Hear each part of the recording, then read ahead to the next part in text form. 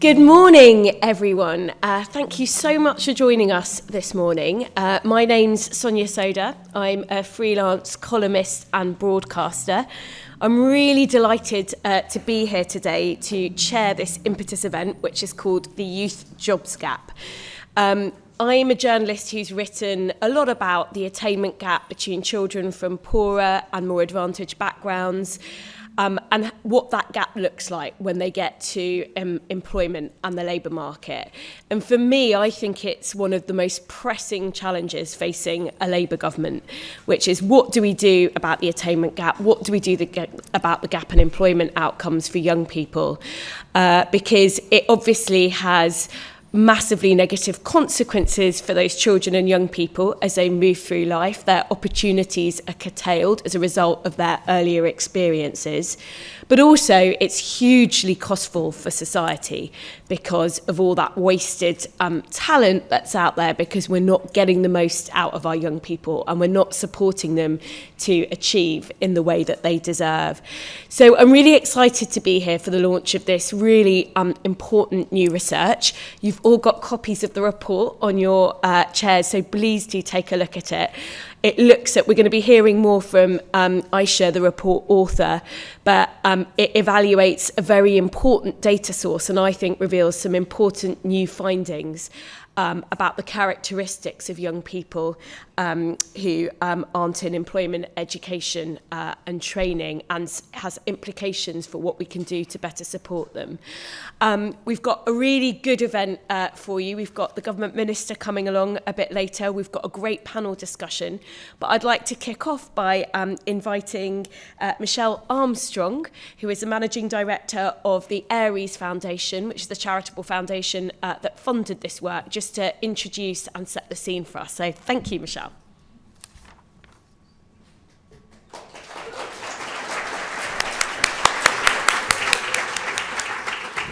Well, good morning. I hope you can all hear me all right. Thank you. Good morning, everyone. As I was introduced, I'm Michelle Armstrong. I'm a managing director at Aries Management Corporation and also president of the Aries Charitable Foundation. And I'm delighted to join you this morning for the official launch of the second phase of the Youth Jobs Gap. The Aries Foundation is the corporate grant-making philanthropy arm of Aries Management Corporation, which is one of the world's leading alternative investment management firms. And at Aries, it's very important for us as a firm to think about how we can make a difference in the communities where we do business globally. It's not only central and core to our ethos as a firm, but more than that, it is part of how we think about our way of giving back to the people in those communities where we live, work, and play. In particular, the Aries Charitable Foundation strives to help individuals achieve economic mobility. And that's because we believe that doing so allows them to achieve self-sufficiency, but also helps to drive strong local, national, and global economies. One of the ways that we strive to help individuals achieve that economic mobility is by helping them successfully prepare for, as well as reskill for, meaningful careers. We know that, though, without understanding the challenges and the barriers that often preclude that ability to successfully enter the workforce, that many efforts undertaken in that regard would otherwise be in vain. And so knowing that the second phase of this youth jobs gap is critical to the work that so many youth-serving nonprofit organizations in the UK are executing.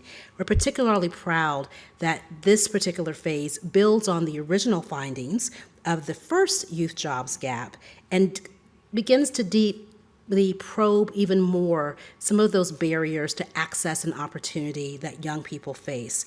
Beyond that, we know that the work that Impetus has so rigorously undertaken is about helping nonprofits to build their capacity to deliver and to execute very meaningful programming that will help young people take better care of themselves, their families, and their communities. So I'd like to applaud the Impetus team for assuming and for undertaking the very daunting task of this multi-year research initiative. And I'd like to commend and thank those in the room this morning who have joined us to learn about the research and to think practically and pragmatically about how best to apply the findings of what Impetus has unearthed through its very rigorous and robust research efforts to make a meaningful, a measurable, and a sustained difference in the lives of young people. And I have to say that while the research may be based on UK data, I am confident that the implications of the findings and those lessons learned will have far-reaching effects and far-reaching meaning, including for those of us across the pond. So again, thank you to Impetus for allowing us to support this very important research, and we are looking forward to the changes that it helps to affect for the better. Thank you.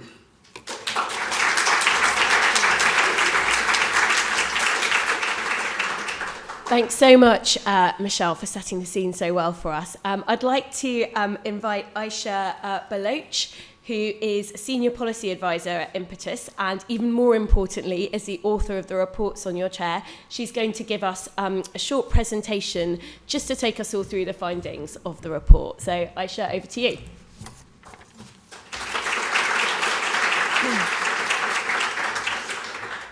Thanks, Sonia, and good afternoon. It's not afternoon, it's 10 minutes before noon. So good morning, everyone. I did practice that, but it didn't work. Sonia was very kind and said that it would be a short presentation, but it is 20 minutes long. And I appreciate... Okay. Excellent. Thank you. I appreciate that many of you might be thinking that you're about to spend the next 20 minutes listening to a barrage of dry employment stats. And you would be right. But I truly believe that what we're about to share with you today will be crucial to shifting the dial on the issue of persistently high rates of young people who are not in education, employment, or training. I'm Aisha Baloch, and I'm a Senior Policy Advisor at Impetus.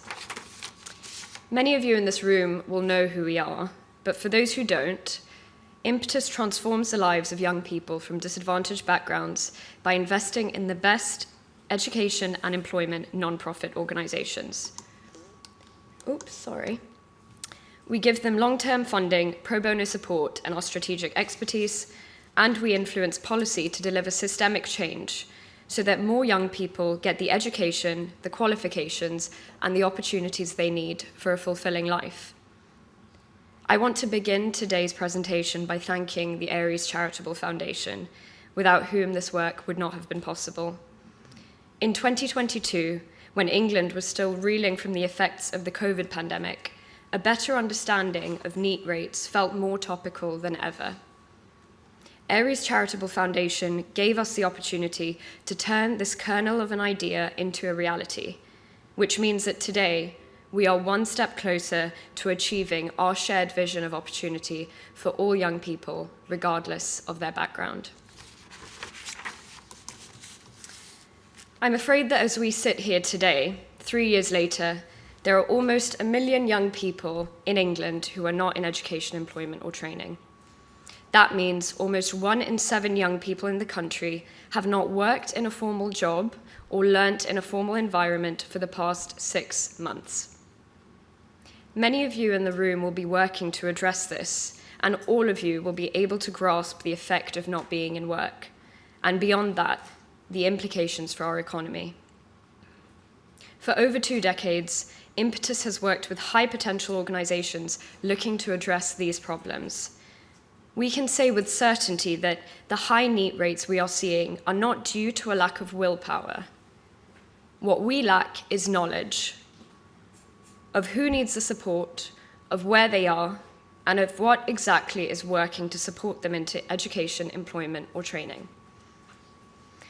Since the pandemic, the most widely used data set so far, the ONS Labour Force Survey, has faced such serious quality concerns that it won't be entirely usable for another 2 years. Even at its best, it could not provide any data on who exactly is not in employment, education, or training. For example, what qualifications they have, or whether they are from disadvantaged backgrounds. As a result, much of what we need to know about young people and the labour market has been out of reach. But I'm pleased to say that is changing. The research I'm about to present uses a relatively new data set called Longitudinal Education Outcomes Data, or LEO for short. Rather than relying on surveys, LEO is able to connect all the tax records of people in the country to all the education records, allowing us to track their journeys through school and into the labour market. Impetus is one of only a few third sector organisations that have been authorised to use this data. I'm not a statistician myself, so I didn't quite understand the gravity of this. But last week, when I was fortunate to speak to key civil servants working on NEET reduction, I realised that what we are about to present to you is monumental.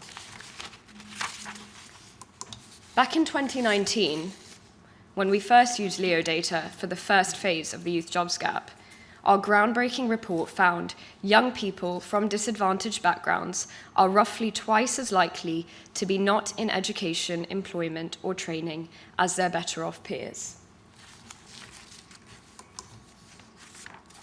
This means that out of the roughly 1 million young people who are NEET, around 1 in 4 will be from disadvantaged backgrounds. That is an absolutely staggering figure. For phase 2 of the project, we've dug further into the data to understand whether characteristics such as where a young person grows up, their ethnic background, or their qualification level have any bearing on this. Now that the nerdy part's over, I'm looking forward to telling you the exciting and the scary part, our findings. Firstly, let's talk about qualifications. Phase 1 of the youth jobs gap found that each step up the qualifications ladder halves your chances of being not in education, employment, or training, and that still holds true. So, as you can see on your far right, moving from having fewer than 5 GCSE passes, which we call low qualified, to having 5 GCSE passes, which we call middle qualified, reduces a young person's likelihood of being not in education, employment, or training from roughly 30% to 15%. But not everyone benefits from qualifications in exactly the same way. As a quick disclaimer, throughout the presentation, we've used a traffic light system to indicate whether our findings are good or bad.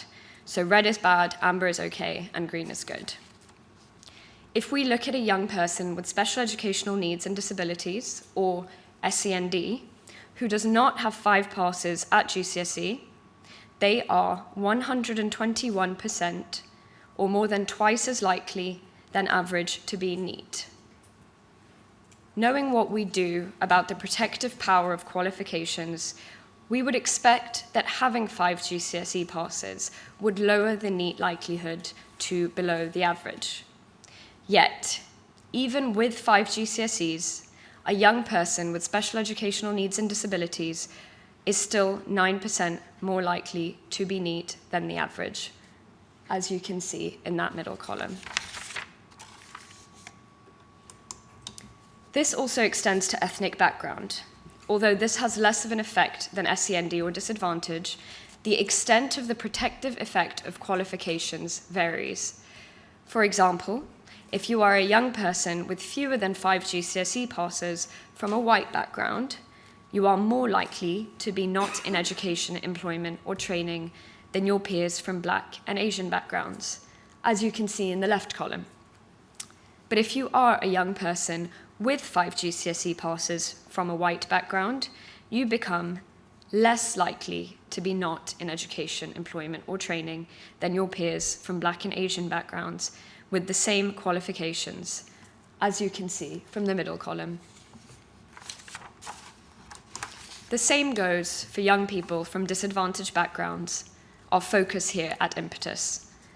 As seen in the middle column, even with 5 GCSE passes, young people who are eligible for free school meals at year 11 are still slightly more likely to be not in education, employment, or training as the average.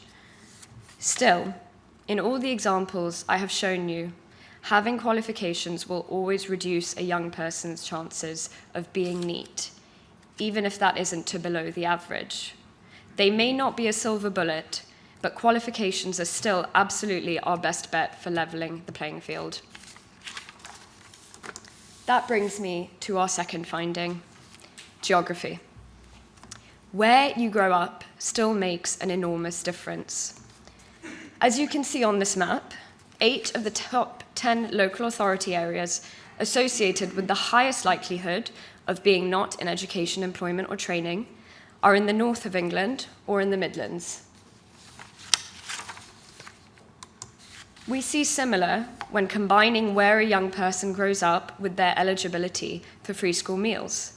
As you can see, a young person who is growing up in Hartlepool and is eligible for free school meals at year 11 is 146% or 2.5 times more likely to be NEET compared with the average.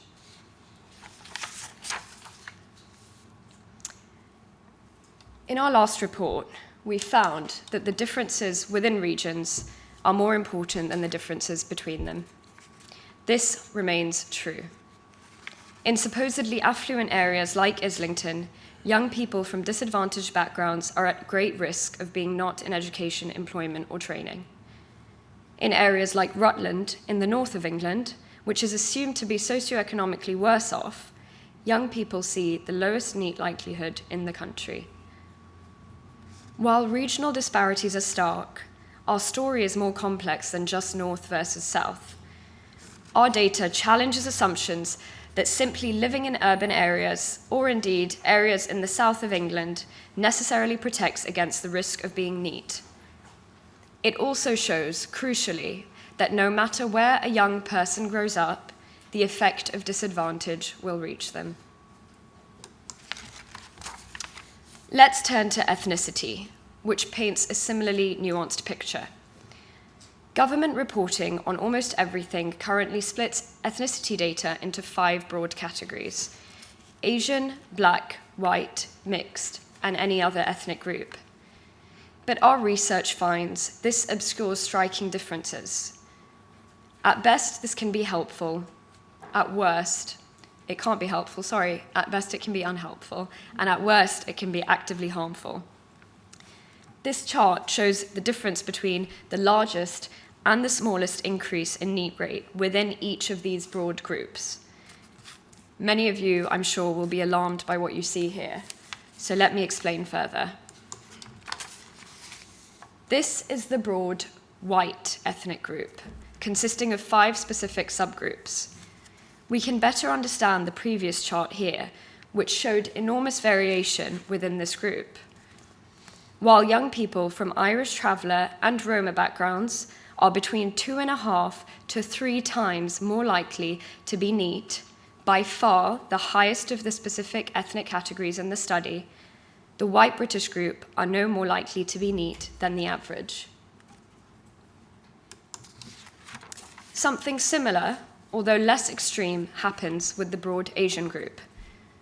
Even though the overall NEET likelihood for this group is below the average, when we dig further into the data, we can see that young people from Bangladeshi, Chinese, and Indian backgrounds are actually less likely to be NEET than the average, while those from Pakistani backgrounds are more likely to be NEET than the average. This finding really stumped me. I'm from a Pakistani background myself, and I know that Bangladeshi and Pakistani communities are often treated as one. We sometimes speak the same language, we largely follow the same religion, and we face similar socioeconomic barriers, with both communities having the highest rates of child poverty in the country. We also have similar food, although as a Pakistani, I'm obligated to say that our curry is better. Sorry to any Bangladeshis in here. In light of this, it's probably unsurprising that we're lumped together in government data, or indeed in interventions looking to improve outcomes. But our data today shows that we cannot gloss over these differences any longer. And the nuances don't stop here. Young people from different ethnic backgrounds are also affected by disadvantage in different ways.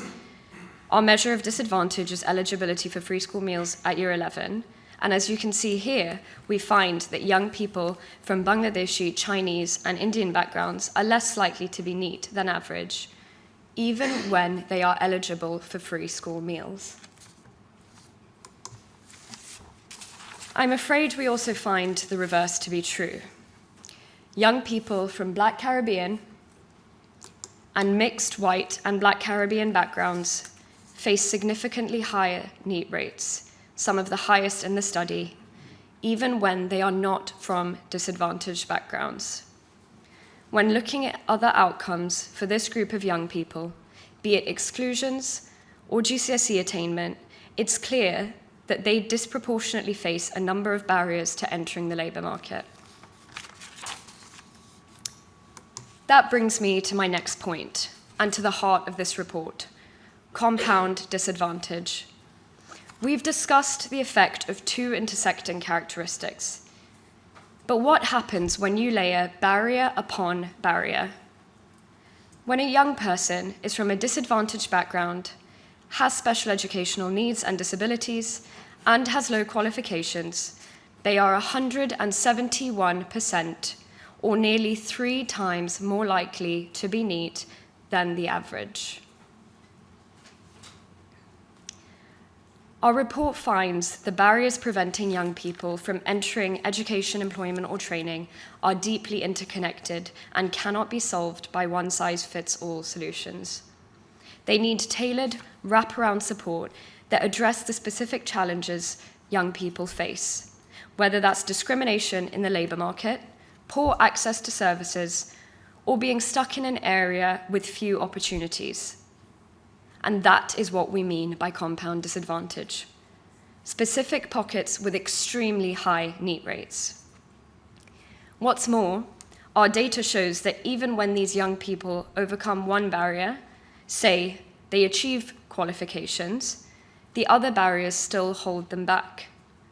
A mid-qualified young person with SEND is still more likely to be NEET than the average. A better off young person from a Roma background is still at high risk.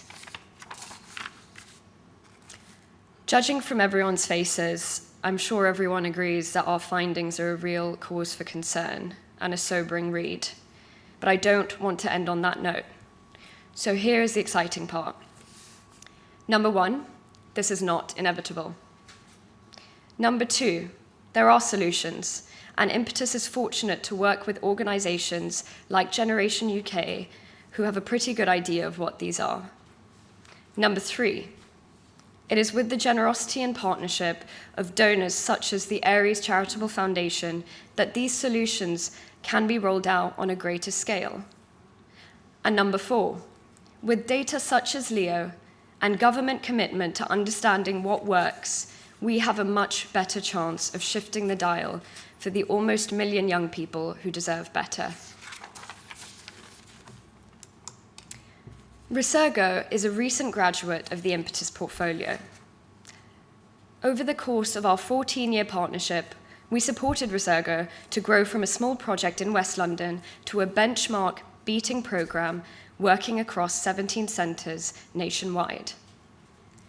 Their flagship programme called SPEAR supports 16 to 24-year-olds through intensive coaching and career support in partnership with employers. In 2022, Resurgo became the first employment charity in the country to undergo a positive evaluation by the Department for Work and Pensions Employment Data Lab. This means they were able to demonstrate that a young person is 17% less likely to be not in education, employment, or training after taking part in their SPEAR program. This impact lasted for an entire 2-year tracking period after the program. Julian is a young person who took part in the SPEAR program. Since joining Impetus a few years ago, I've heard his story on a number of occasions, and it's really stuck with me. Struggling with mental health issues and suicidal thoughts, Julian believed he only had 2 options: either to leave college or to end his life. After dropping out of college, he was referred to the SPEAR program. Stuart Bosley, who is the co-founder of Best Insurance, happened to come across the young man at a Resurgo celebration evening. He was so impressed by Julian that he offered him an interview on the spot. Julian says he didn't expect to be offered a job at all, let alone during the program. He believes that because this is possible, anything is. Julian's experience highlights the importance of being in education or employment for young people.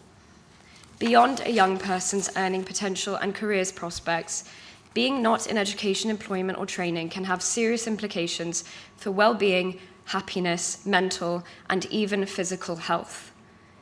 Worse still, it has a scarring effect. So being NEET between the ages of 18 and 19, a young person is 20% more likely to be unemployed even a decade later. So what does all of this mean for policymakers, practitioners, and beyond? Firstly, we need better data and more nuanced analysis. Disaggregating broad categories, particularly for characteristics like ethnicity, is crucial to understanding what is really going on. Second, we need targeted interventions. We can't assume the same solutions will work for everyone. A program that helps a young person from a disadvantaged background in London may not help a young person with SEND in rural Cumbria. Third, we must recognize that the barriers young people face today require bolder solutions. Qualifications are half of that journey, so we should ensure that we continue on the trajectory to securing better attainment outcomes for the most marginalized young people. But without simultaneously tackling barriers of labor market discrimination, accessibility, and economic inequality, we will continue to let down almost 1 million young people across the country who are being shut out of the labor market. And finally, we need political will. The stakes are high, not just morally, but economically. But beyond the difference that reducing NEET rates will make to the life chances of young people who should and could have better, the Youth Employment Group, co-chaired by Impetus, found that by lowering NEET rates to 5%, we could unlock around £69 billion in GDP. The youth jobs gap isn't about one single issue. It's about a complex web of disadvantage that affects young people in different ways. But complexity is not an excuse for inaction. With better data, more informed policy, and targeted investment, we can close the gap and ensure all young people, regardless of their backgrounds, get the education, the qualifications, and the opportunities they need for a fulfilling life. Thank you.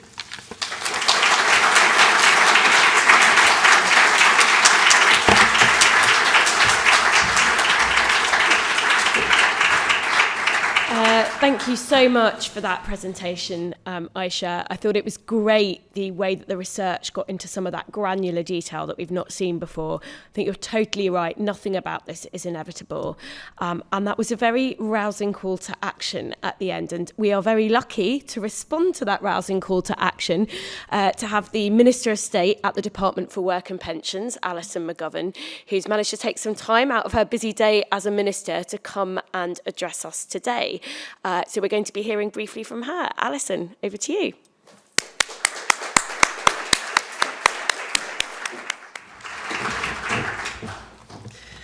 Good morning, everybody. It's wonderful to be with you. Thank you, Sonia, and thank you, Aisha, for that presentation. I was lucky enough to have a sneak preview of the data, and I thought you presented that message really clearly, that we need to unpack what's really going on, but with the right analysis, that we can fix this. And I just want to respond to what you've said. This is an issue that I'm really thinking about at the moment, and I hope that everybody who's come here this morning will want to work together to meet the challenge that you put to us. Because as the report points out, and as we just heard from Aisha, the barriers that young people face are varied and complex. And Aisha, as you say, policy is a blunt tool without the right data and the right insight. And I'm really pleased, actually, that you mentioned the Resurgo work and the use of the Employment Data Lab, because I remember reading that report in opposition and thinking, if we get underneath this, we could actually really do something here. So it's a real pleasure to be able to speak to you today and to try to build on some of that from a policy point of view. Because as the UK's Minister for Employment, I think a lot about the situation that young people face today. As Aisha said, we have almost 1 million young people not in education, work or training, more than 1 in 8 of all young people in this country. And yet, employers are crying out for staff with 750,000 vacancies right across the country. So young people out of work, businesses crying out for staff. You have to ask yourself, what has gone wrong? Now, we hear a lot about young people today, particularly their attitude to work. And being young has always been a contested identity. You'll have to allow me a little bit of politics, because I think there never was a generation of young people that the forces of conservatism didn't try to write off. From Teddy Boys to grime, from punk to Pink Pony Club. But there is something very specific that we should remember about today's 18-year-olds. 5 years ago, they were 13. Today's 19-year-olds were 14. Today's 20-year-olds were 15. Why does that matter? COVID. That precious time when socialising begins was not possible for today's young people. They sacrificed socialising with their friends to keep our country safe, at an age when they might have been getting public transport together with friends for the first time, or going to their first house party. They were instead stuck inside the same 4 walls, worrying about whether the broadband would hold up so they could learn from home. It was a uniquely isolating time. It should have been full of fun, and instead they had to give up those formative teenage years to help save lives. My conclusion is this: we all owe those young people. We really owe them. I'm 44 now, and like most old people, I am massively nostalgic for my teenage years. I think about arriving here in London, aged 18, where I met friends for life, being awake all hours and discovering the joy of 24-hour bus services. But like all nostalgia, the idea that the best thing for today's young people would be to go back to my 1990s past would be wrong. We owe today's young people better than a world where traditional forms of employment routinely excluded people on the basis of a health condition. We owe today's young people better than the world I knew then, before the end of Section 28, before the Equality Act, and before the full effects of the national minimum wage. We owe today's young people a real plan to change their fortunes. And that means recognising the unique circumstances in which this generation became adults, understanding, as Aisha has pointed out, the barriers they face. But it also means embracing the unique opportunities before today's young people in a world of rapid innovation, new technology, and increasing computational capacity. The challenges are huge, but so are the chances. Now, the first challenge we face is health, particularly mental health. If you look at the analysis published by the Keep Britain Working Review, it shows that under 35s account for nearly 1 in 4 people out of work due to ill health. They're almost 5 times more likely than their peers to be inactive if they have a mental health condition. The country is sicker since COVID, and this is a huge problem if it stops you working right at the beginning of your career, that scarring effect that Aisha mentioned. But too often, young people have just been written off and blamed. All of us in this room know that that is not a solution.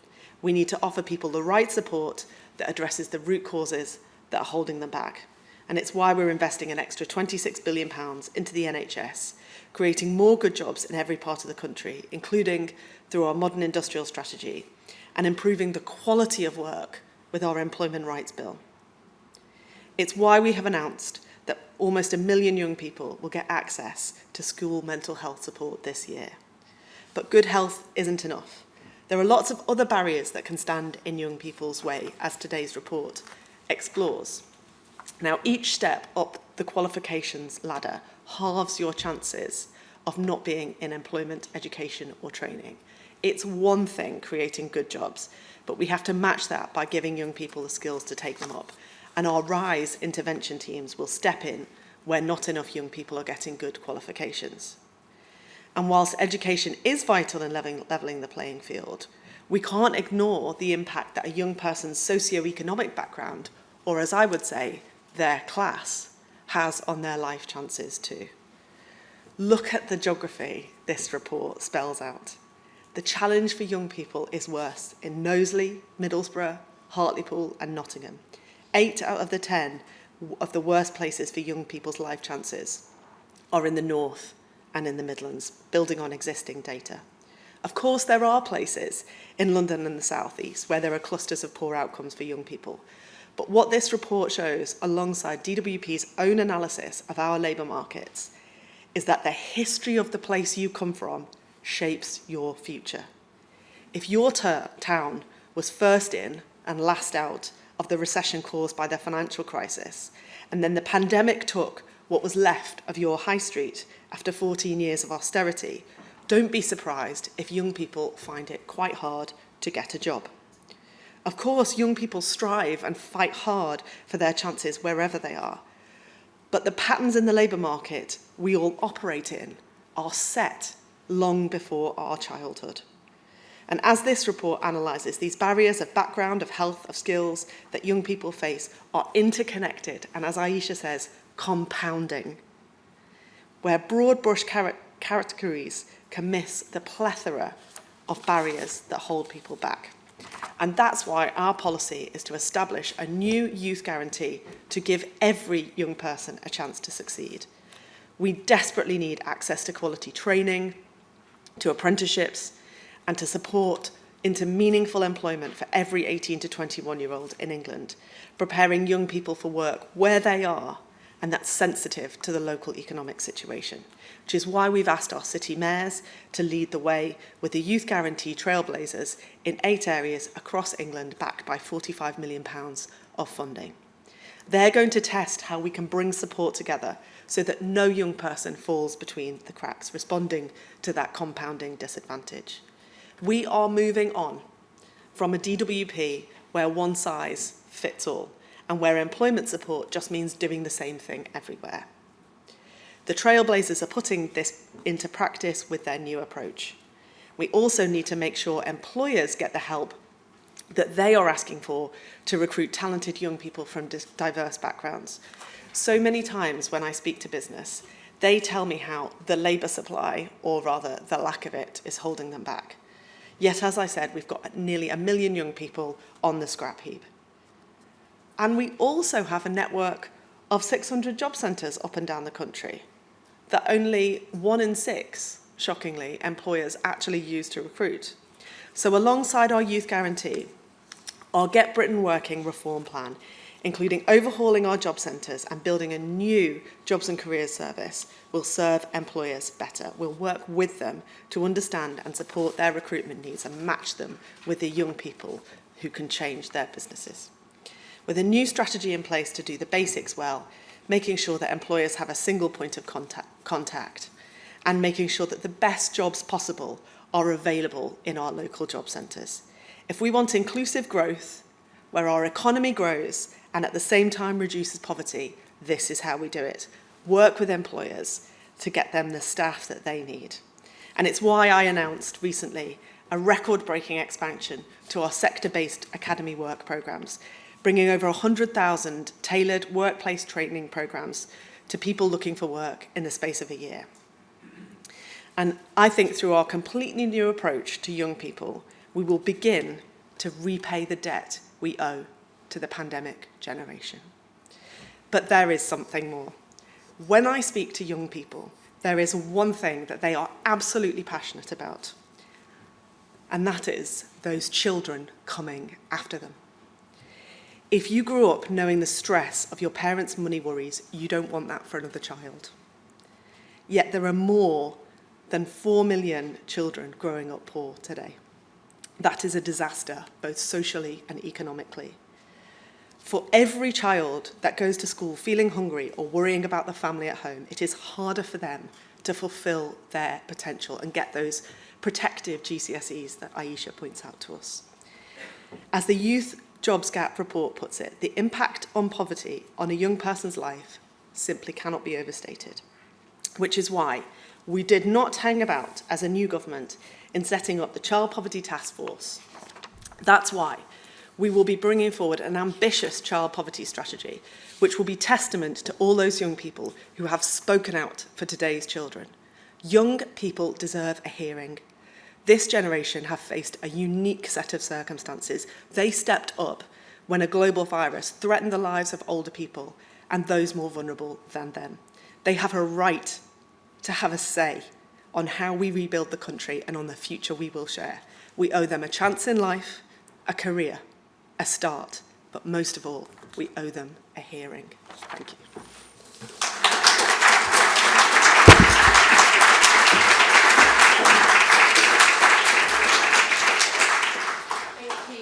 So much for that, Alison. Could I now invite our panel to come up to the stage, please? I will introduce them, but I'll wait for them to get up here. If you come and just take your seats.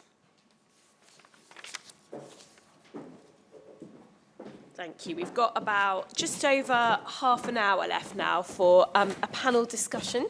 It's a chance to respond to the Minister's remarks, also Aisha's brilliant presentation of the research, and we're going to make sure that we leave plenty of time for questions from the floor. We've got roving mics, so please do have questions in mind for when we come to that part. Right, I'm just going to introduce our speakers now. So we're very lucky to have Susanna Hardiman, who is the Chief Executive of Impetus.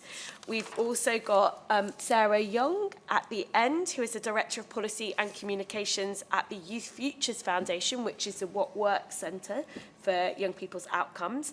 And we have Michael Houlihan, who is the CEO of Generation UK and Ireland, which is a portfolio partner, I think, of Impetus. So each of our panel are going to just set the scene with 2 or 3 minutes each, and then we're going to open it up to the floor for questions. I know I've got quite a few after what we've heard today, and I'm sure you do too.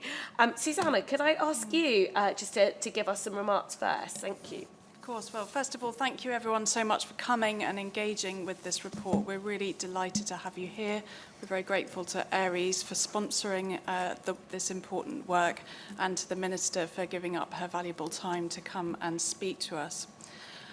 One of the reasons I joined Impetus, I've only been in post since January, is that I've always really admired and loved their evidence approach. And I think this report really speaks to that need for evidence. We can't really change situations and understand problems if we don't get into the data. And that's exactly what this report does. It gives us fresh insights, data looked at in a really deep way to really understand what and where the problems are, and to then use that to drive change. And when the team told me a few months ago that this was pulling together 4 million data points, I just thought that was a really staggering figure to have this incredibly deep understanding of the problems and challenges going on up and down the country. But it's now really time to build on those insights. And I think 2 things particularly struck me that Aisha shared. One was the statistic that if you are from a low-income background, have low qualifications, and have SEND and live in Hartlepool, you're more likely to be NEET than you actually are in employment or training. And the idea that there are areas of the country where actually you're statistically, depending on those characteristics, more likely to be NEET than not in the 21st century, I find really staggering and sobering. But I'm also really struck with just how high a prize there is for this work, not just in terms of the impact and the moral imperative for young people themselves, absolutely critical though that is, but for us as a society. And the research that was done by the Youth Employment Group that highlighted that if we reduce NEET rates in this country to 5%, the same as the Netherlands, would generate 6 billion for the economy, truly is staggering. So there's a really high return on investment and prize to be had with this work. And I think many of us in this room will have always known this, but young people really need not just a one-size-fits-all approach, but that tailored and targeted support depending on their needs. And that might sound really obvious to many of us in this room, but I think so often policy hasn't considered that really targeted approach and the needs of individuals, their backgrounds, and their communities. And I think this research really highlights again the need for that. And that's something that we see in our work at Impetus with our charity partners. You've heard a bit about the work of Resurgo. We've got Generation here. We work with an amazing organisation called IMO in Blackburn, tackling some really specific needs of youth unemployment in the South Asian community there. We work with a programme, Sister System, in North London, tackling specific needs of care leavers and young women. And we're so proud of the work that they do. And they really show that it is possible to bring about change, that this situation is not inevitable. And I'm really excited to see how together we can work to take the insights forward from the report, to bring together the solutions on the ground that we know are out there, and to actually see meaningful change. Thank you. Great. Thank you so much, Susanna. Sarah? Yes, thank you. So for those of you who don't know Youth Futures Foundation as well, we are the What Works Centre for Youth Employment with a particular focus on marginalised young people, and really pleased to be asked to come and speak at this today and about this report, which is really like getting under the bonnet of what we might mean by marginalisation and really getting into those complexities that we need to understand if we're to come up with solutions and better solutions for young people.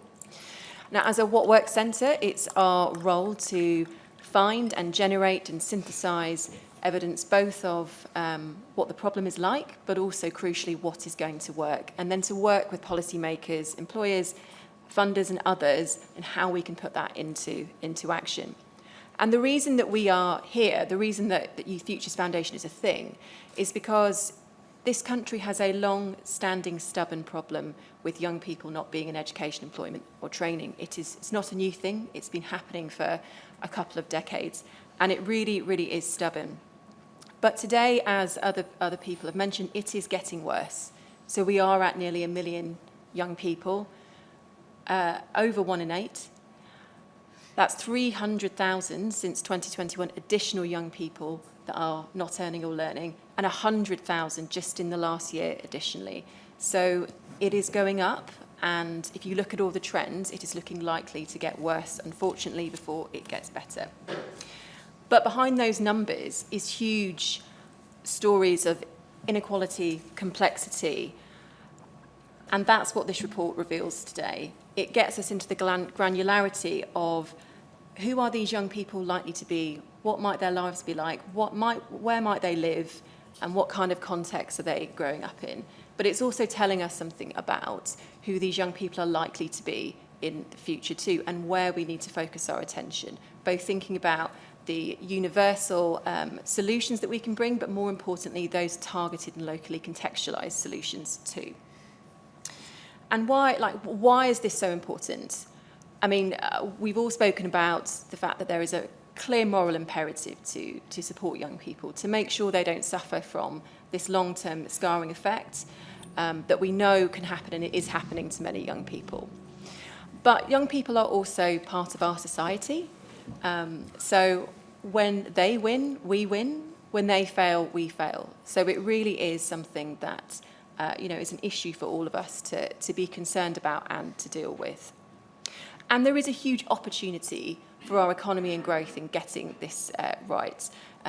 Susanna just mentioned that 69 billion figure that the Youth Unemployment Group, which we're also a co-chair of, did. And that does come from looking at a comparison to the Netherlands. Now, the Netherlands are the best in the OECD at this point. They have a NEET rate of 1 in 20 compared to our 1 in 8. And if we could match them, that would be worth 69 billion to our economy, but it would also mean 500,000 more young people could be earning or learning.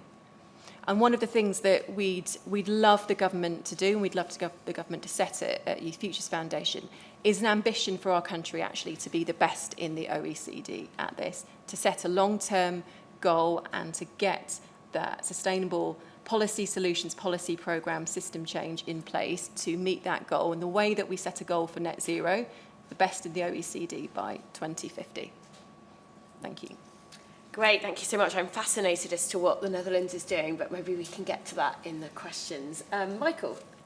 Thank you, yeah, and great to be here, and I really value this report being published as well. I think it's highlighting something which lots of people that work in the system already knew, but it's so important for more and more people to be aware of this, and there are some very important nuances about unemployment that just really need to be understood so that interventions and budgets can be focused on the right groups. Because life can be complicated, unemployment is complicated, and barriers to employment are often very complicated. So I run a charity who tries to make a contribution to this agenda. It's called Generation. We think really hard about barriers to employment, and of the people that we train, which is about 1,000 people a year, on average they face 3 barriers of this list which we track, where we know that each of the things on that list means a really big impact on their likelihood of having a job. And what really galvanizes us all, I think, is that it's not just a little difference. When you're talking about doubling, tripling, quadrupling the likelihood of being unemployed, that's just a shocking reality, where I think there's a huge onus on us to try and address that, because it's not okay. So we think a lot about people who face barriers. We meet them every day. So a lot of this report really resonates. Our model to try and create change and impact is then to support people through programs which are training them in the skills which are required by employers. So there is this gap between the skills which employers need or expect versus what a lot of young people have. And so our intervention tries to bridge that gap. So we think a lot about barriers, but we think a lot about the jobs market as well, about where are the actually jobs of these 750,000 jobs which are mentioned. What are those jobs? What are the skills required to get into those roles? So we run programs which train those technical skills, but technical skills is not enough. And that is another really, really key part of this report, as well as technical skills, which in some way bridges that gap in formal qualifications. If you can present to an employer with some sort of industry certification, it helps a lot to overcome some of these systematic barriers which you see. But technical skills is not enough, because people are coming to the situation with other challenges. And whether you call that the provision to try and address that of pastoral support or mentorship or wraparound support, there's lots of different names for it, but it is absolutely critical to meet people where they are at, to understand the challenges which they are facing, and to try and work through those, as well as equipping people with more and more technical skills. So that's part of our package. It's been great to see DWP Data Labs report have a couple of shout outs. I'm very proud that we've also gone through DWP Data Labs evaluation, and through that they saw that the people that we support, before the program, about 60% were receiving benefits. That shrunk to 20% a year later. On the other side, only 20% of people had jobs, and that grew to 70 or 80% a year later. So I'm delighted that there is a section in this report that says it is preventable. There are some things that work. Not one organisation can do this by themselves, because it's such a big problem and you need different provisions for different situations. But there are things out there which can make a real difference, and the more people get behind those, I think the better. Thank you so much, Michael. Great. Can I open it up to the floor from questions now? Does anyone have any questions? If I could see some hands. I've got questions if you guys don't, but I would prefer to take them from you rather than fire my questions away at the panel. Excellent. Thank you. We've got a first taker over there. Hi, my name is Becky. I'm from a small charity called Growing Hope. So my charity focuses on championing accessibility, particularly for children and young people with additional needs. And it showed quite clearly from the report summary that children from a disadvantaged background and show those kind of SEN needs as well are most likely to be at risk of being NEET. Does the panel have any recommendations of how we should be kind of tackling this, maybe particularly, throughout the kind of school system, maybe before they start to reach a point where they need to go into training for further education? Really good question. Thank you. Any more questions? No, that's fine, because I will go to the... Oh, have we got one? Excellent. Hi, it's Darius Norell from People in Brilliance. I'm really struck when working with young people who are unemployed, there's a lot of resignation and kind of a what's the point? So even if I do get into work, what kind of life am I going to have? Am I going to be able to buy a house? And not to add to the complications that we've already got with just even trying to get people into work, but I'm wondering to what extent that's also kind of factoring in people's motivation and journey into work. Is it even worth it? Great, thank you. I will come back to your questions, if that's all right, in the next round. If I could put, Sarah, Becky's question to you on disability and additional needs, what does the evidence tell us about what works for those young people in terms of the workplace? So the evidence talks about highly personalised solutions. There are, because when we're talking about disability, that is a huge diverse spectrum of things. And so it's one area where we do actually need more evidence in terms of interventions that really do work.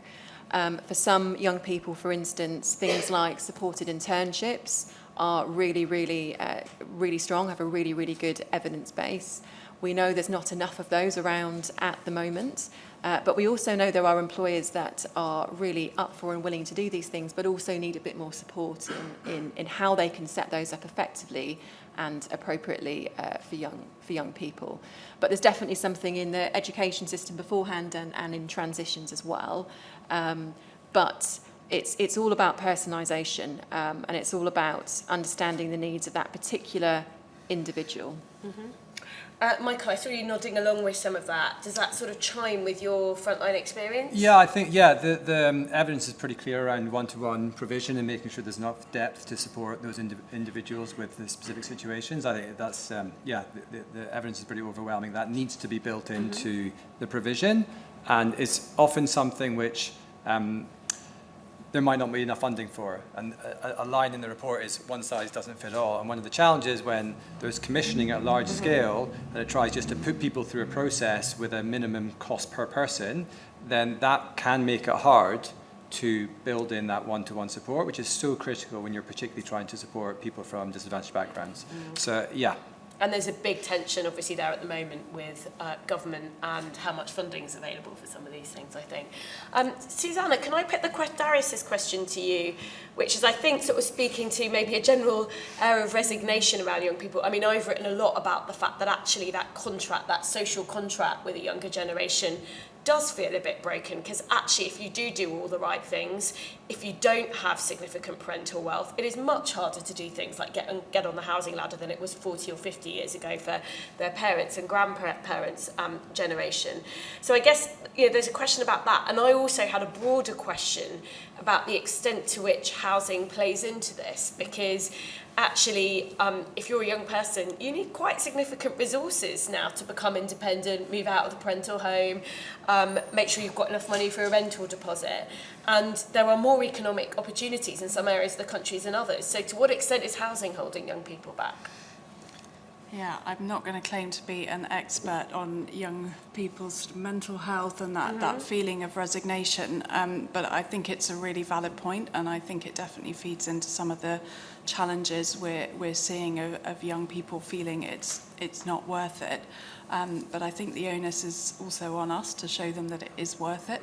And I think that's, having gone and visited some of the work of Generation even just a couple of weeks ago, I think seeing how those trusted adults were coming alongside those young people, both pastorally and with the technical skills and with the pathways into employment, it's a really holistic offer of support.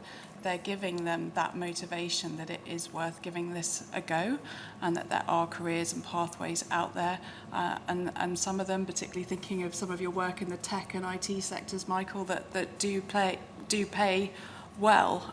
So I think it is definitely an issue affecting young people, but there's a challenge back to us of what can we do to try and motivate young people and convince them that it is worth giving this pathway a go, and that actually they will be far better off in the long run if they go down the employment route. We know that periods of being neat are really linked to poor mental health outcomes later in life, to lower earnings later in life, and that it doesn't make things better if they don't get on this pathway. But I think that's where that tailored support, those trusted adults, that really individual relationships are critical to helping young people overcome some of those challenges.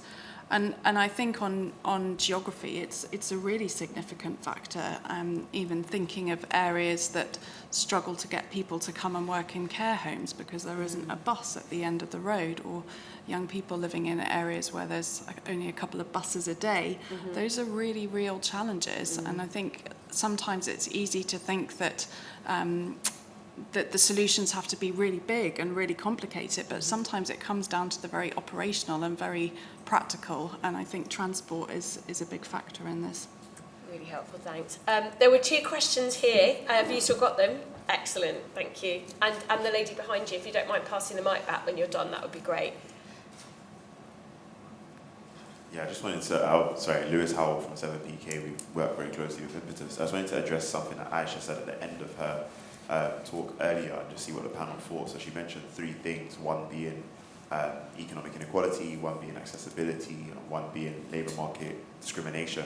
So I'm just interested to hear thoughts from the panel around the labour discrimination part and the role that plays when speaking about the way in which employers view this particular situation and or being able to hire from amongst the current need population.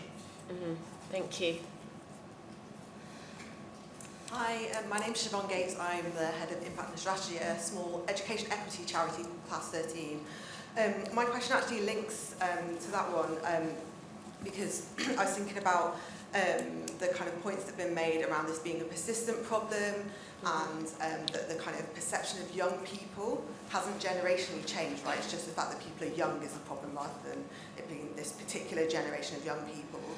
So that's kind of making me think, what is the role of employers here, right? Like the problem is persistent, but all of these solutions we're talking about, and yes, individualized support is important, is needed in some cases, but what about employers and the role that they play in this? That's a kind of much bigger kind of group of people, and there's an issue. They're acknowledging an issue in terms of we can't get the staff. So I'd just be interested to hear the panel's thoughts on what role do employers play in this, and is there something kind of at a bigger scale that we can do with that group? Great, thank you. Susanna, can I come to you first this time?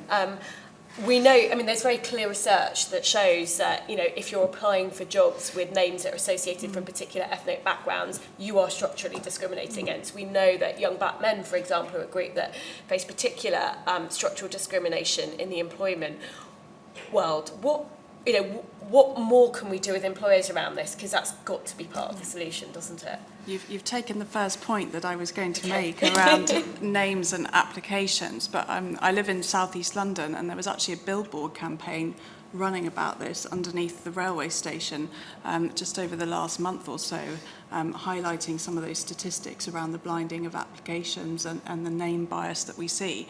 And I thought that was just really brilliant that was in a really prominent public place where commuters are walking past every day.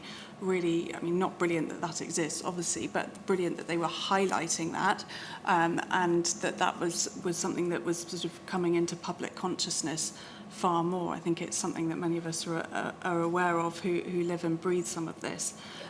So very practically, I think there's a lot more still to be done in terms of employer awareness of this, that some of these are biases they might not even be aware exist. But I think it's a real challenge that's part of this, and again is on organisations like ours to help educate employers and to demonstrate what best practice looks like. So I guess in answer to the question on what role is there for employers, it's huge. Employers are the ones that we are reliant on to create opportunities for young people. Like we can do lots of other things, but at the end of the day, if employers aren't creating opportunities, then we're not getting anywhere. And we are seeing a softening labour market at the moment. We are seeing employers, there's many surveys out there, there's many, conversations happening with employers, and unfortunately, time and time again, they are citing that with lots of the changes that have been going on in government, that they are less likely to recruit young people at this point, and that is a real problem for us. And I think, the answers are yes, working with employers now. You have employers that really understand the benefits of diverse talent and really want to get young people into their workforce. But some of them are on a journey about what to do, what is best practice, and where can I get help. You have other employers that need a bit more convincing on that, and we have to be able to work with employers wherever they are on that scale. The other thing I'd say is we need to know so much more about what works when it comes to employers. One of the things that we are doing at Youth Futures Foundation is the first ever employer trials, so randomised control trials with employers testing some of these interventions, things like name-blind recruitment, things like scene applications, things like line manager training. Because if we can get that evidence and make that business case to employers and reflect it back, those are likely to be the things that change the dial as well. Great, thank you. Michael? Yeah, it's a great point, and it's very real. We've had about 1,000 different employers recruited from our programs through Generation, and we make the case for recruiting more broadly, not just going through traditional routes. We make the case for skills-based hiring as just clearly like the better way to work.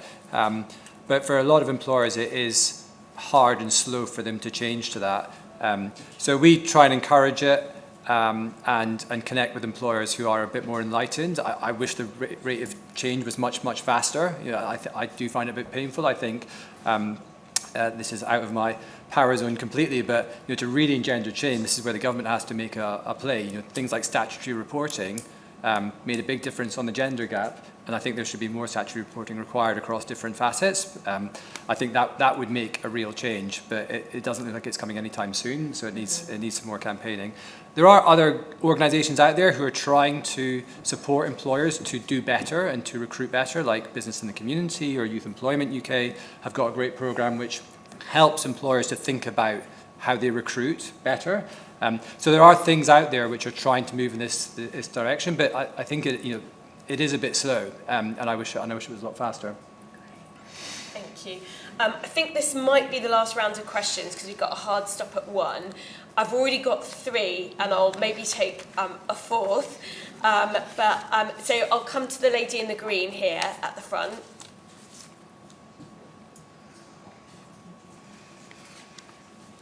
If you could try and keep them brief, that would be great, just so we've got enough time to come back to the panel. Thank you so much. My name is Sally Copley. I work at the moment with the Education and Training Foundation. We're the professional body for the workforce in the further education and skills sector. I'm absolutely loving this report. Thank you so much to the funder and to Impetus for producing it. I'm really interested to hear everybody on the panel's thoughts on what role you think the workforce in the further education sector has to play on this area. It's been great to hear, so thank you. Great. Thank you. The lady also in the green over here at the front. Thank you.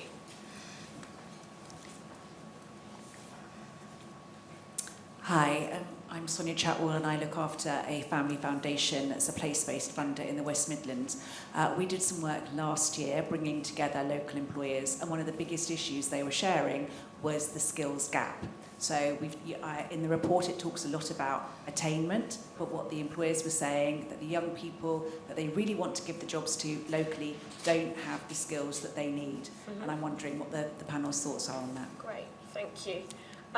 Lady in the white there in the second row, great. Hi, my name's Grace. I work for the Traveller Movement, which is a small charity which works with Roma, Gypsy, Roma and Irish traveller communities. And kind of from this report, it really shows starkly what we've been saying for years, which is that particularly Irish travellers and Roma communities are totally left behind in policy making in this area. Just by virtue of being an Irish traveller, you're 3 times more likely to be NEET. And I wonder if the panel could talk about that sort of oversight in policy. Often we see where policymakers just completely skirt over the communities, and that sort of lack of long-term commitment from policymakers and change makers in this area to tackling that disparity. Thank you so much. And then I've got one more question just here, this lady also in the white shirt. And then I'm sorry, I'm going to have to close the questions. Hi everyone, I'm Shanaz Chenya from Youth Build. I have a 2-part question, I'm really sorry. And the first one is just, we've heard for decades now that we've had a skills gap and a youth unemployment challenge. What are we going to do to recalibrate and do something different now so that we're not here again seeing the same challenges. So I know you've answered quite a lot of it, but it'd be just great to hear your thoughts. And secondly, just this thing around, whenever we try to do something together and differently, we're always trailblazing rather than looking at what does work, as you're doing at Youth Futures Foundation, and perhaps digging deeper into that to see how we can make those efforts work. So those are my two thoughts there. Thank you. Really good questions. Thank you, everyone. Michael, I'm going to come to you first because you talked specifically about the skills gap. What skills in particular are employed? Obviously it's hard to generalise, but where is the biggest gap? Yeah, it's a great question, and the bad news is it's going to get harder, right? As industry moves faster, skills gaps are going to get bigger unless the education system, of which I would include all of us, including the point around lots of further education, it's going to get harder because the industry is going to move even faster. So I think that's a huge challenge, but a huge onus on any organisation operating in this space to try and keep up with the evolution and the rapid change of skills in the labour market. There's new jobs popping up, new sectors popping up, and that's where a lot of the new jobs are going to be. So I think it's an absolutely critical point, and there's sectors like the digital economy and then the green skills economy where going to be a lot of these jobs are going to be created. And I think there's got to be a lot of focus on really understanding what are the skills required to do those jobs and bake that into further education provision as fast as is humanly possible. So I think that's got to be a huge part of the future. I think the one thing which does give us more hope is that there is a better and better evidence case. Youth Futures couldn't have been saying the things that they're saying 10 years ago, likewise with Impetus. So there is now a better set of evidence that says, well, actually, that does work, so let's really invest heavily in that area. And that's what we need to give some of these initiatives the collateral that they need to, because it is a big challenge. And as I say, it's a bit daunting to think that it's going to get fast, but it's going to get faster. But I think that should hopefully spur us on to think we've got to take this really seriously, to really, really make sure we understand industry trends and emerging industry needs to try and keep up, because that's what young people need. Sarah, can I ask you specifically about a really important point about Irish traveller, Gypsy and Roma communities, young people from those communities, and why they're suffering such elevated risk of being not in employment, education and training. And also Shanaz's question about looking at what works. Obviously I'm going to put that to you because you're from a What Works centre, but I used to work in this area as well many years ago in children's outcomes, and there are real issues around scaling up what works. So I'd like to ask you for your thoughts on those. Yeah, sure. And thank you, Grace. Really, really important question. And as we know, Irish traveller community face some of the worst outcomes through many lenses. Why do we think that they've had that community's had less attention from policymakers? I think bluntly, there's